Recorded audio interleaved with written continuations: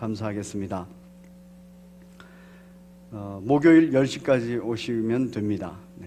또 한 가지 광고는 오늘이 넷째 주입니다. 매월 넷째 주에는 여전도회 모임 주일로 저희가 보내고 있습니다. 각 여전도회 모임이 있습니다. 예배 후에 곧바로 여전도회 모임이 있으니 여전도회 회원들께서는 다 참여해 주시기를 바랍니다. 오늘 주께서 영의 양식으로 허락하여 주신 하나님의 말씀 함께 봉독하겠습니다. 하나님 말씀은 요한복음 6장 35절 말씀입니다. 요한복음 6장 35절 말씀을 한 목소리로 저희가 봉독하도록 하겠습니다. 시작. 예수께서 이르시되 나는 생명의 떡이니 내게 오는 자는 결코 줄이지 아니할 터이요 나를 믿는 자는 영원히 목마르지 아니하리라.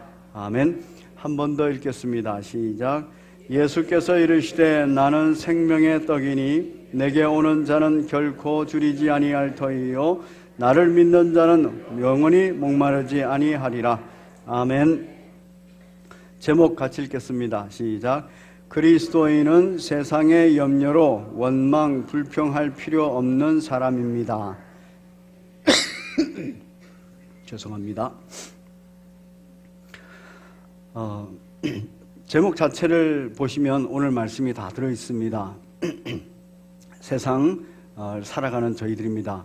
광야 같은 인생을 살아가는 저희들입니다. 저희들의 속에서는 상황과 환경 속에서 염려, 근심, 걱정, 두려워하는 것들이 있습니다. 이 상황과 환경 속에서 염려, 근심, 걱정, 두려워하는 것들이 생기면 우리 마음 속에서는 그리고 우리 입술을 통하여서는 바로 불평의 말이 나옵니다. 만족스럽지 못하기 때문에 그렇습니다. 이 불평이라는 단어는 상황과 환경 속에서 행해지는 우리들의 죄된 마음입니다. 원망이라는 단어가 있습니다. 원망이라는 단어는 이 불평스러운 상황과 환경과 관련되어 있는 그 불평스러운 상황과 환경을 우리들에게 준 그 사람이나 또는 어떤 인물에 대한 그러한 원망입니다. 즉 원망의 대상은 사람이라는 것이고 또 불평의 대상은 바로 우리의 상황과 환경이라는 얘기입니다. 여러분은 지금 살아가고 계시는 상황과 환경이 불평스럽습니까? 그리고 그 불평스러운 상황과 환경과 관련해서 원망하는 누군가가 있습니까? 멕시코에 어떤 도시가 있습니다. 이 도시는 온천수도 나오고 냉천수도 나오는 아주 좀 특별한 도시입니다. 그래서 관광객들이 많이 모인다고 합니다. 그래서 관광객들이 와서 실제로 보니까 온천수도 나오고 냉천수도 나오고 하니까 굉장히 살아가기에 편리하지 않겠습니까? 연료도 많이 안 들 뿐만 아니라 이 빨래할 때는 막 금방 빨래가 다 되는 겁니다. 금방 따뜻한 물, 찬물 다 트니까. 그래서 이 관광객이 가이드에게 물었습니다. 이 동네 사람들은 참 만족하고 좋아하겠습니다. 그렇게 말을 했어요. 그런데 뜻밖에도 이 가이드가 하는 말이 아닙니다. 이 동네 사람들은 불만이 가득합니다. 그래서 입만 열면 불평이랍니다. 아니 왜 이렇게 좋은 환경 속에서 어떻게 그 불만이 있고 불평의 소리가 나올 수 있습니까? 물으니까 이렇게 얘기했습니다. 냉천수, 온천수가 나오면 비누도 나와야지. 비누가 안 나온다고 불평이고 비누가 안 나온다고 만족을 못하고 있는 거예요. 여러분 상황과 환경이라는 거 그게 불평스럽고 또 만족이 안 되는 데에는 우리들의 욕심이 거기 개입되어 있습니다. 그래서 그 욕심이 있으니까 비누 안 나온다고 그러는 거예요. 여러분의 삶의 자리에 혹시 이제 불만스럽고 또 불평스러운 것이 있다면 한번 살펴보십시오. 이게 지금 내 욕심인지 아니면 정말 꼭 필요한 것들인지. 그래서 상황과 환경 속에 그렇게 불만과 불평이 나옵니다. 이제 원망에 대한 얘기입니다. 원망은 어떤 사람의 대상이 있습니다. 그 톨스토이라고 러시아 그 작가가 있죠. 세계적으로 유명한 작가입니다. 이 톨스토이의 작품 중에 어떤 단편집이 하나 있냐 하면 단편 소설이 하나 있냐 하면은 집 지은 사람의 잘못일까? 라는 제목입니다. 굉장히 생소하죠.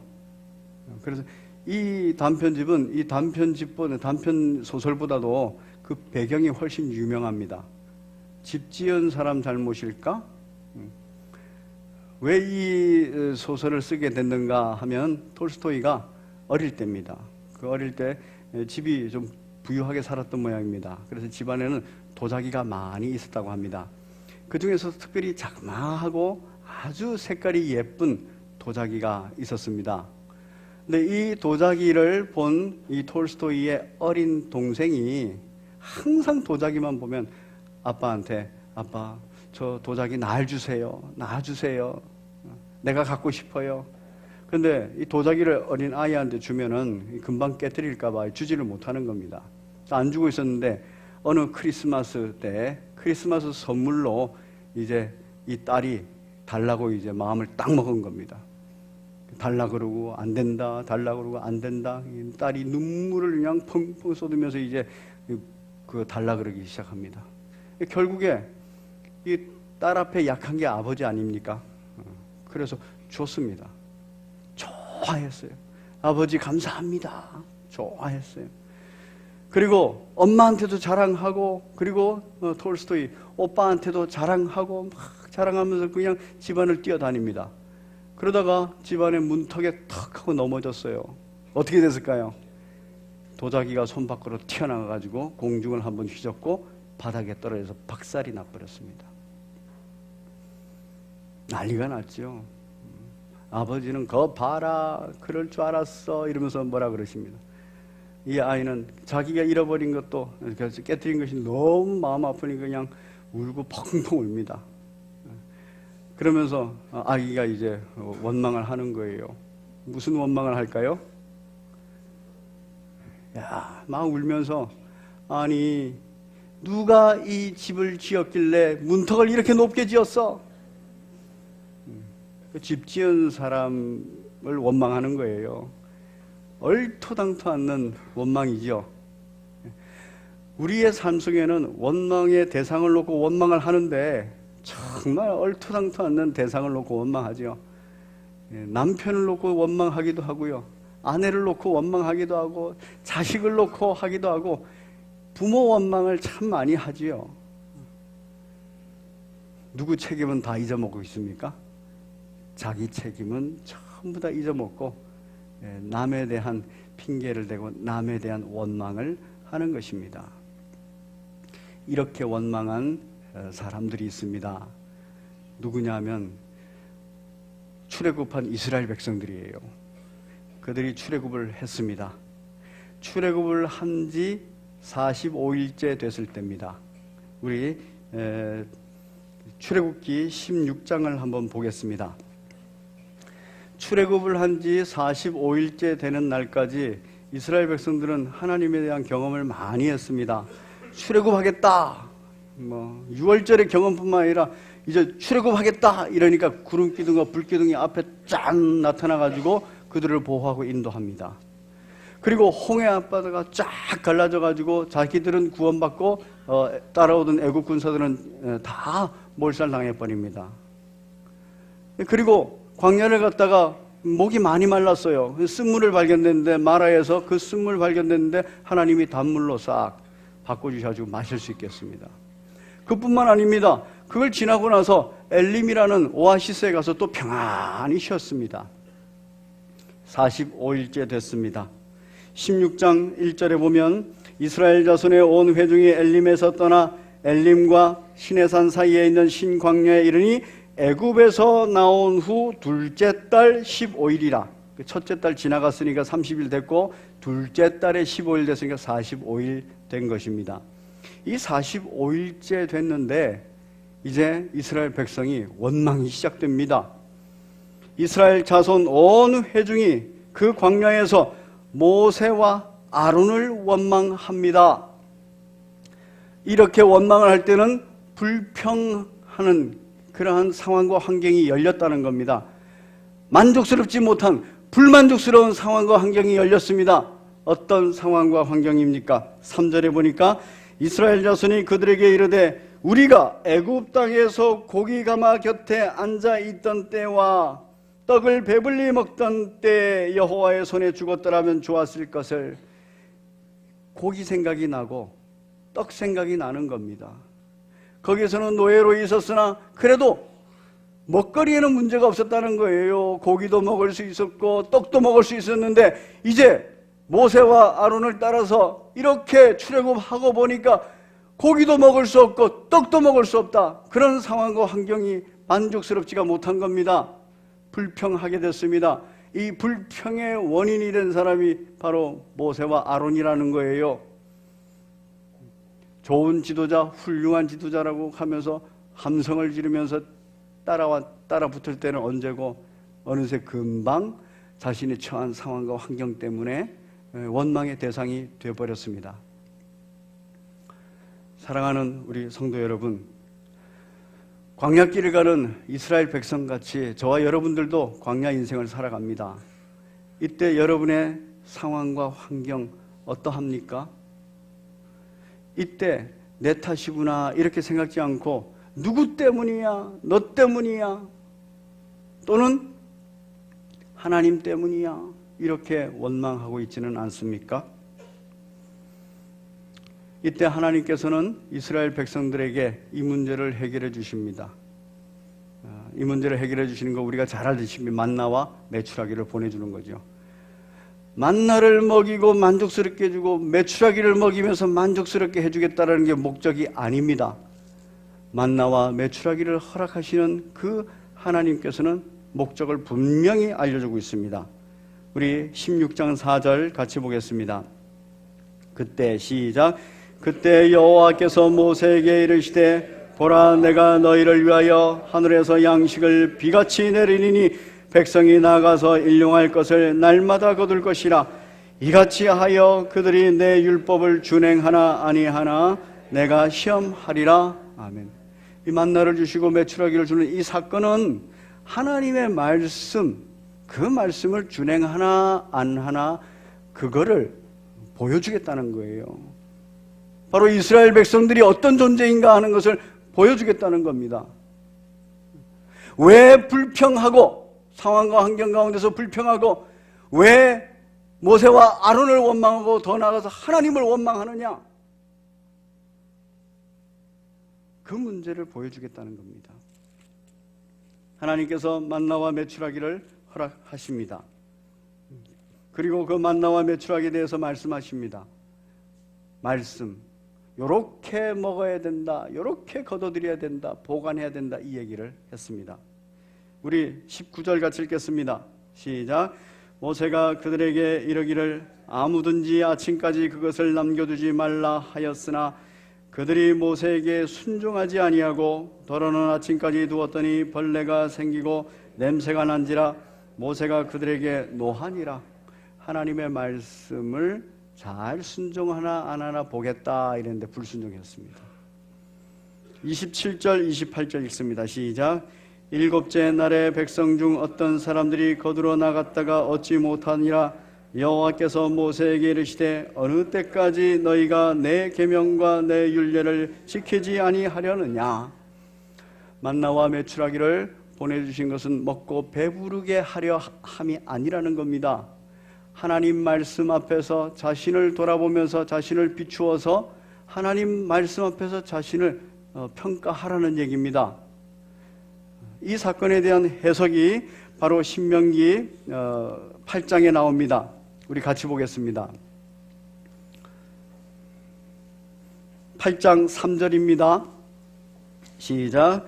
너를 낮추시며 너를 줄이게 하시며 또 너도 알지 못하며 내 조상들도 알지 못하던 만나를 내게 먹이신 것은 사람이 떡으로만 사는 것이 아니요 여호와의 입에서 나오는 모든 말씀으로 사는 줄을 내가 알게 하려 하심이니라. 아멘. 사람이 떡으로 사는 존재가 아니라 여호와의 입에서 나오는 그 말씀, 바로 율례와 법도 그 계명으로 사는 것이다, 이렇게 말하는 것입니다. 우리의 삶의 자리에서의 상황과 환경이 열려 있습니다.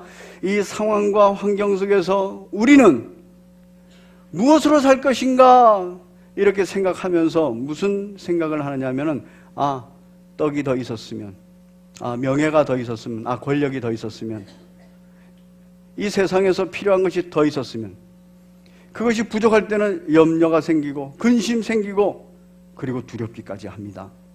그래서 불평을 갖습니다. 그런데 우리 하나님께서는 분명히 얘기합니다. 무엇을 먹을까? 무엇을 마실까? 무엇을 입을까? 하는 그 문제는 너희들의 문제가 아니다 하는 거예요. 너희들의 문제는 먼저 그의 나라와 그의 의를 구하는 것이다.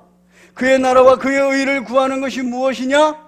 바로 여호와의 입에서 나오는 그 율례와 법도와 그 계명을 순종하느냐 안 하느냐, 그것이다 하는 것입니다. 신명기서 8장 3절은 아주 분명하게 얘기합니다. 왜 만나를 주셨느냐? 너를 낮추게 하기 위해서. 왜 만나를 주셨느냐? 만나로 배불리 먹으라는 얘기가 아닙니다. 여호와의 입에서 나오는 말씀으로 살아야 되는 존재인 것을 알게 하기 위해서 만나를 주셨다는 것입니다. 바로 이 만나는 광야 인생 출발을 시작해서 끝날 때까지, 그 45일 이후부터 끝날 때까지 계속 만나가 내렸습니다.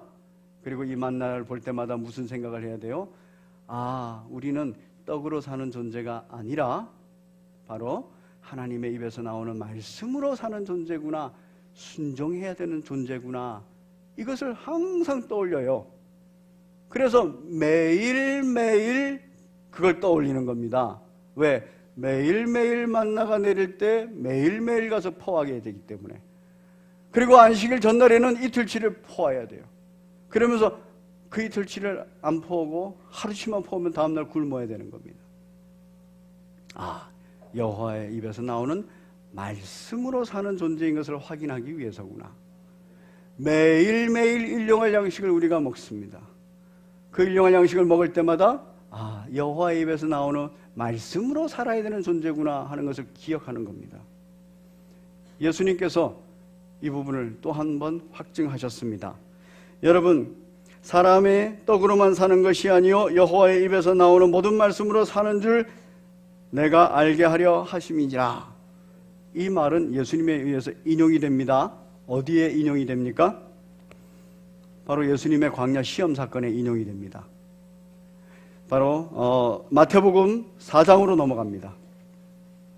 상황이 이스라엘 백성들의 상황과 똑같습니다. 이스라엘 백성이 출애굽한 지 45일째 되었다, 이렇게 됐어요. 예수님께서 시험 당하실 때에도 성령에 이끌려 광야에 나가셨어요. 광야 이스라엘 백성들처럼.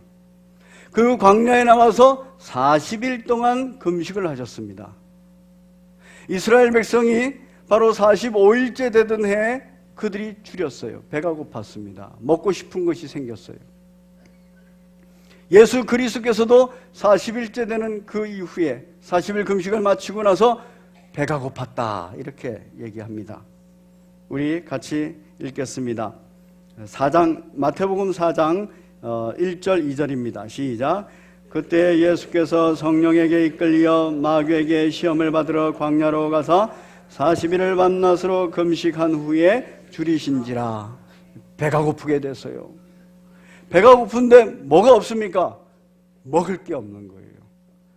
지금 배가 고픈 상황이 벌어졌고 그럼에도 불구하고 먹을 게 없는 상황이고 환경입니다. 거기에서 나올 수 있는 말은 뭡니까? 불만이고 불평입니다. 거기에서 그 불만과 불평을 하라고 누가 와서 속삭입니다. 마귀가 와서 속삭이는 거예요. 너 이 돌덩이를, 돌밖에 없는 이 상황과 환경에서 이 돌덩이를 떡덩이로 바꿔서 먹어라. 와서 얘기합니다. 꼭 내가 처한 상황과 환경이 있으면은 그것에 대해서 내가 인식하지 못하는데 옆에 와가지고 누가 자꾸 말하는 사람이 있어요. 야, 이거 불평스러운 거 아니냐, 불만족스러운 거 아니냐, 이럴 수도 있고 저럴 수도 있는데 이러면서 얘기합니다. 그러면 생각지 않다가도 아이고 이게 참 불만스럽네, 이게 불평스럽네 얘기하고, 이게 어디서 왔는지 알아? 누구 때문인지 알아? 이러면은 누구 때문일까? 꼭 그런 사람들은 남 탓을 합니다. 누구 때문이야? 누구 때문이야? 누구 때문이야? 마귀가 와서 얘기합니다. 너 하나님의 아들이지? 하나님 때문에 지금 이 상황이 벌어졌고 이 환경에 처했으니 너가 하나님의 아들이라면 너가 이제 돌덩이를 떡덩이로 만들어서 먹어라 그랬어요. 예수님께서 아주 정확하게 얘기합니다. 먹고 마시고 무엇을 입을까의 문제가 아니다. 하나님의 아들은, 하나님의 딸은 무엇을 먹을까, 무엇을 마실까, 무엇을 입을까에 대한 염려, 근심, 걱정, 두려움 때문에 불순종하는 자리에 가는 것이 아니라 오직 여호와 하나님의 입에서 나오는 그 말씀, 그 율례와 법도, 그 규례를 순종하는 자라. 그의 입에서 나오는 말씀을 먹고 사는 자라. 정확하게 얘기를 한 겁니다. 예수 그리스도께서 우리들에게 다시 알려주십니다. 무엇을 마실까, 무엇을 먹을까, 무엇을 입을까 염려하지 말라. 그거는 하나님께서 알아서 해주신다. 왜? 그것들이 필요한 줄을 하나님께서 아시니까. 그것 때문에 근심, 걱정, 두려워가지고 불순종의 죄를 저지르지 말라는 거예요. 그것 때문에 염려, 근심, 걱정, 두려워가지고 좌절하고 절망하고 그리고 원망하고 불평하고 이런 짓거리 하지 말라는 얘기입니다.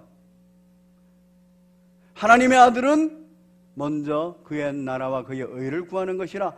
하나님의 아들은 먼저 하나님의 입에서 나오는 그 모든 말씀으로 먼저 그의 나라와 그의 의를 구하는 그것이다. 그렇게 도장을 찍는 겁니다. 우리 마태복음 4장 바로 다음에 있는 6장을 보겠습니다. 마태복음 6장 31절부터 33절까지 같이 읽겠습니다. 시작. 그러므로 염려하여 이르기를 무엇을 먹을까, 무엇을 마실까, 무엇을 입을까 하지 말라. 이는 다 이방인들이 구하는 것이라. 너희 하늘 아버지께서 이 모든 것이 너희에게 있어야 할 줄을 아시느니라. 그런즉 너희는 먼저 그의 나라와 그의 의를 구하라. 그리하면 이 모든 것을 너희에게 더하시리라. 아멘. 저와 여러분들이 처한 상황과 환경, 그것이 불만스럽고 그래서 내 입술을 통해서 불평이 나온다면 그때 정신을 차려야 돼요. 아, 이거는 상황과 환경의 문제가 아니라 내가 먼저 그의 나라와 그의 의를 구하는 것이 이게 문제다. 그렇게 불평스럽고 불만스러운 상황과 환경 또는 원망의 대상이 딱 생기면은 그때 하나님의 입에서 나오는 그 말씀을 딱 들고 그것에 비추어서 내 자신을 보라는 겁니다. 출애굽한 이스라엘 백성에게 바로 만나를 주시면서 낮추시려는 그 목적이에요. 예수 그리스도 통해서도 똑같습니다. 바로 그런 상황과 그런 환경에 처하면 배고프고 춥고 배고프고 그리고 누군가가 원망스럽고 이런 상황과 환경이 벌어지면 하나님 말씀 딱 붙들고 그 앞에서 나부터 비추어 보라는 얘기예요. 나를 낮추시는 하나님, 나를 겸손케 하시는 하나님, 하나님의 나라와 의를 구하게 하시는 하나님, 그 문제가 해결되면 무엇을 먹을까 마실까, 무엇을 입을까에 대한 문제는 이것이 필요한 줄 아시는 하나님께서 더하시리라 이렇게 말하고 있는 것입니다. 오늘 저희가 읽은 본문은 똑같은 배경을 가지고 있습니다. 우리 요한복음 6장 오늘 본문으로 들어가겠습니다. 요한복음 6장의 배경이 되고 있는 것은 우리가 잘 아는 오병이어의 이적입니다. 이 요한복음 6장에 나오는 오병이어의 이적은 바로 광야에서 일어났습니다. 도시에서 일어난 일이 아니라 광야에서 일어났어요. 모세와 아론을 따라서 출애굽해서 광야에 있는 이스라엘 백성들처럼, 또 성령에 이끌려서 광야에서 시험 받으셨던 예수 그리스도처럼, 이제 예수님과 그 12 제자를 따라서 백성들이 광야로 나갔습니다. 시간이 지났습니다. 식사 때가 지났기 때문에 배가 고픕니다. 줄이게 됐습니다. 이스라엘 공동체가 이스라엘 백성이 줄인 것처럼, 또 예수 그리스도께서 40일 금식 후에 줄인 것처럼, 이제 광야에 나와서 말씀을 따라서 나왔던 이 백성들이 줄이게 됐습니다. 그때 무엇을 먹을까? 무엇을 마실까? 이것에 대한 고민이 생겼죠. 12 제자에게 생겼습니다. 그리고 아마 백성들에게도 생겼을 겁니다. 그때 예수님께서 오병이어를 받으시고 그 예수님의 입에서 나오는 그 말씀으로 오병이어의 이적을 일으킨 다음에 먹고 나서 12광주리가 남았다는 얘기입니다. 그때 그 먹고 나서 12광주리가 남는 것을 보면서 백성들은 이 예수님을 따라다니면 먹거리가 해결되겠구나. 무엇을 먹을까, 무엇을 마실까, 무엇을 입을까에 대한 문제가 해결되겠구나 생각해서 예수님을 임금 삼으려고 했다 그래요. 그때 예수님께서는 이거 아니다 싶어서 이제 바다 건너편으로 갔습니다. 아니, 이제 예수님이 백성들에게 대중들에게 말도 안 하고 그냥 가버리셨어요. 제자들하고 다 가버렸습니다. 백성들의 마음속에는 뭐가 있습니까?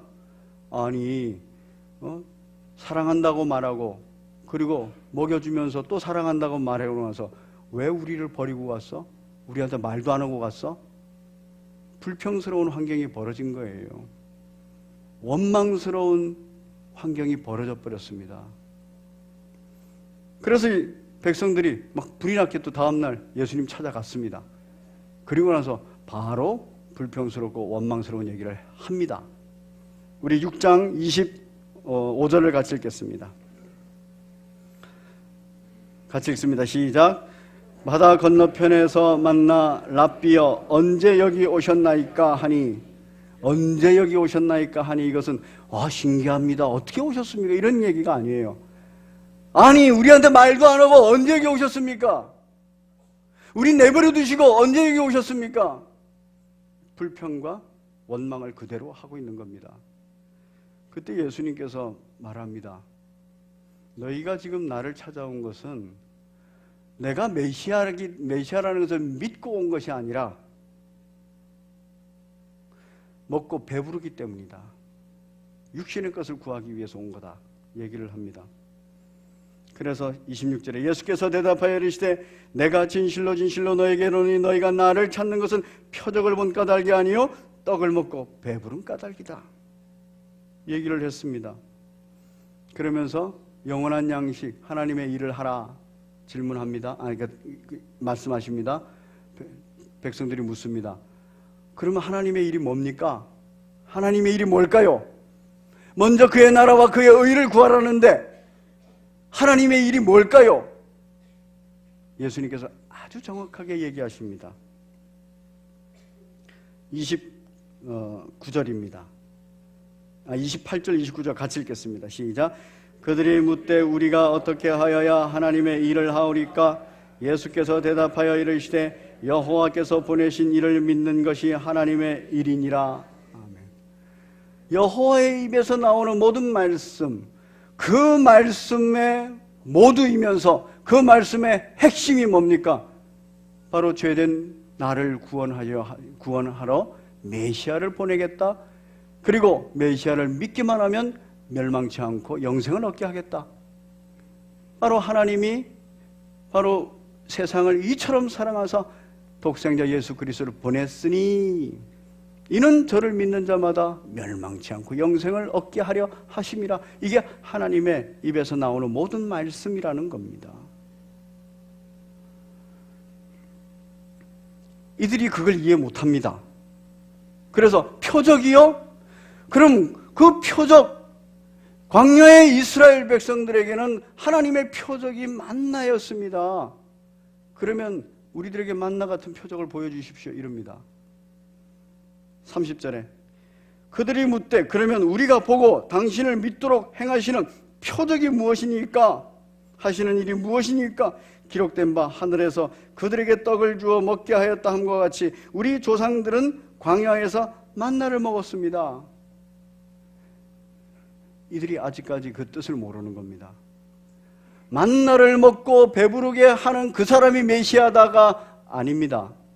말씀 자체가 메시아인 겁니다.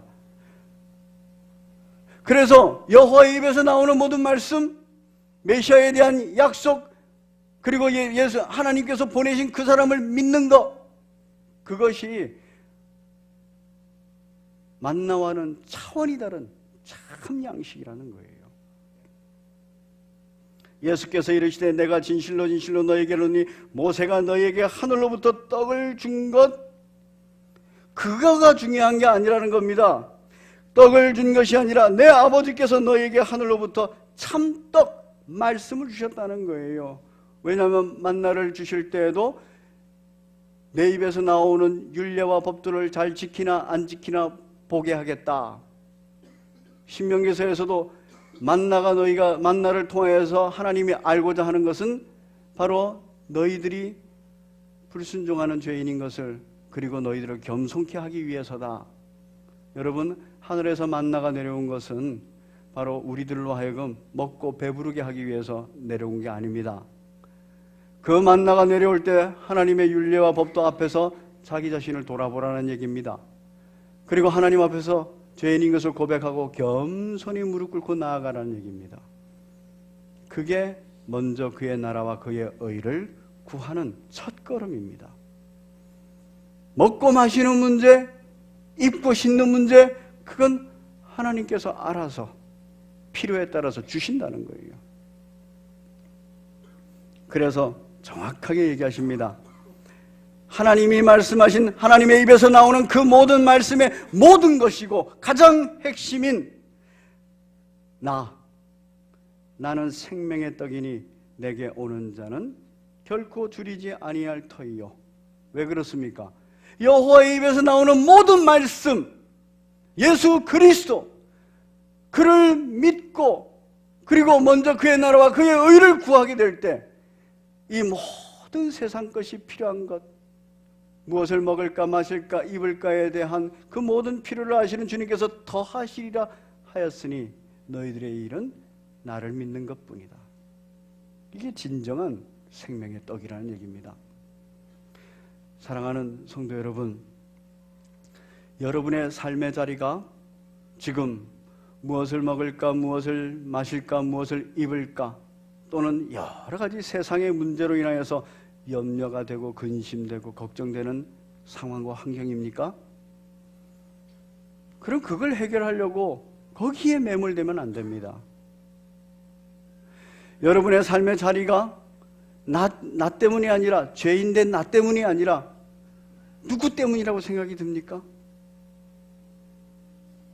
그거 아닙니다. 그런 상황과 환경이 벌어졌으면 하나님의 말씀을 딱 비추어서 내 자신을 돌아봐야 돼요. 나를 낮추시고 겸손케 하기 위한 아버지의 뜻입니다. 그리고 나서 먼저 그의 나라와 그의 의를 구하게 될 때, 그때 이 모든 것이 너에게 있어야 할 줄 아시는 하나님께서 바로 이 모든 것을 주시겠다는 겁니다. 우리가 처해 있는 상황과 환경, 누군가가 원망스러우시면 그때 하나님 말씀을 딱 떠올리십시오. 그리고 그의 입에서 나오는 모든 말씀으로 내가 먹고 사는 존재이다 하는 걸 알고 그 말씀 앞에서 나를 낮추시는 하나님, 겸손해지는 바로 우리 자신을 발견해야 된다는 것입니다. 그때 우리 주님께서는 우리에게 필요한 모든 필요를 채우시고 우리를 보호하고 인도하실 줄로 믿습니다.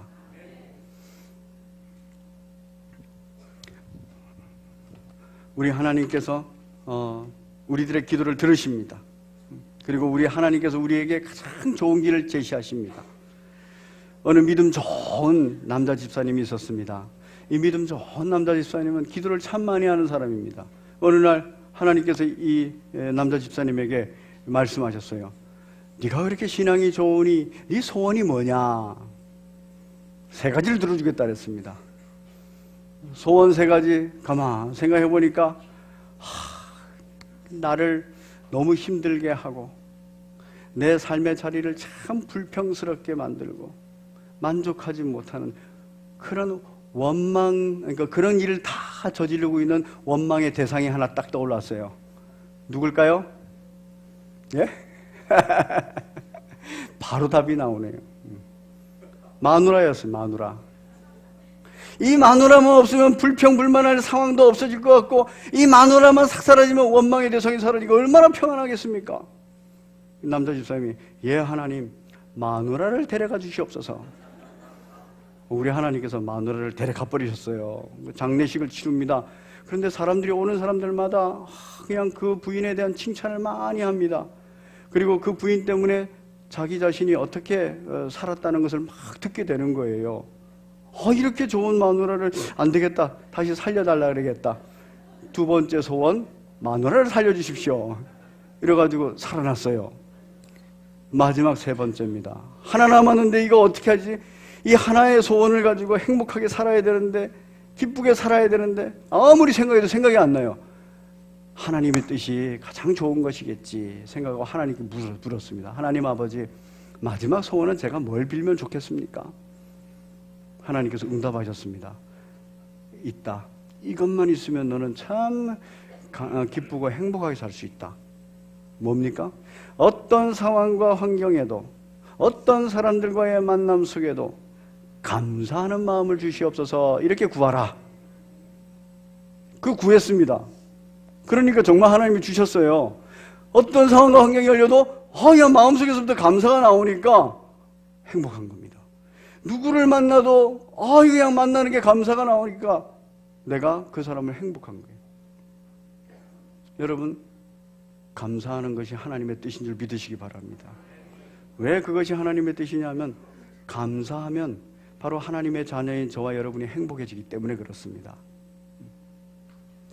여러분, 하나님을 사랑하십니까? 예수님을 사랑하십니까? 왜 그래요? 나를 구원하신 주님 아니십니까? 나를 보호하시고 인도하시는 주님 아닙니까? 우리 사랑을 고백하겠습니다. 우리 찬양 하나 하겠습니다. 사랑합니다, 나의 예수님. 잘 아시죠, 그렇죠? 네. 사랑합니다, 나의 예수님. 그 사랑하는 이유를 생각하시면서 찬양하시기 바랍니다.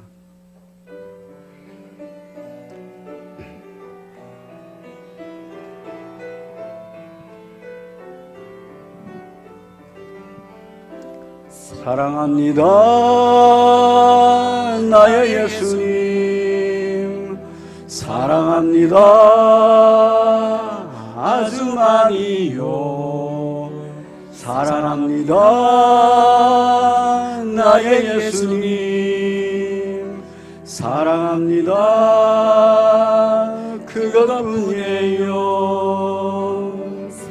사랑한다 아들아, 내가 너를 잘 아노라. 사랑한다 내 아들아, 내게 축복도. 감사합니다, 나의 예수님. 감사합니다, 나의 예수님. 감사합니다, 아주 많이요. 감사합니다, 나의 예수님. 감사합니다, 그것뿐이에요.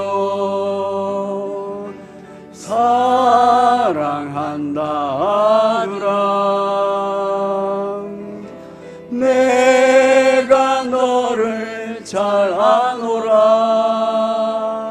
사랑한다 아들아,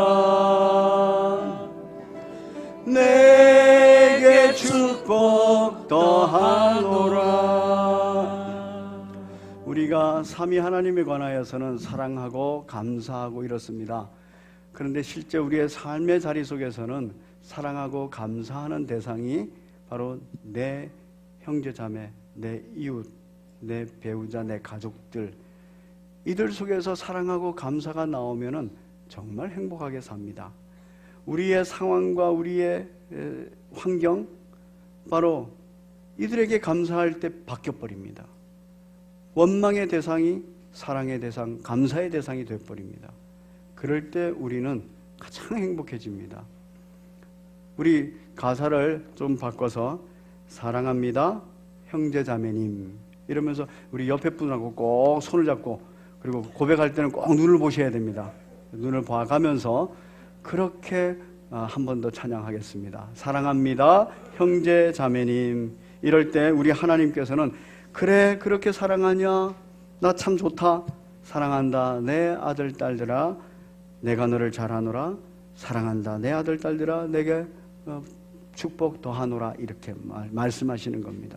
자, 우리 함께 사랑합니다 형제 자매님 우리 같이 찬양하겠습니다. 손을 좀 잡아주세요. 그리고 정말 사랑하는 눈빛을 서로 보여주세요. 나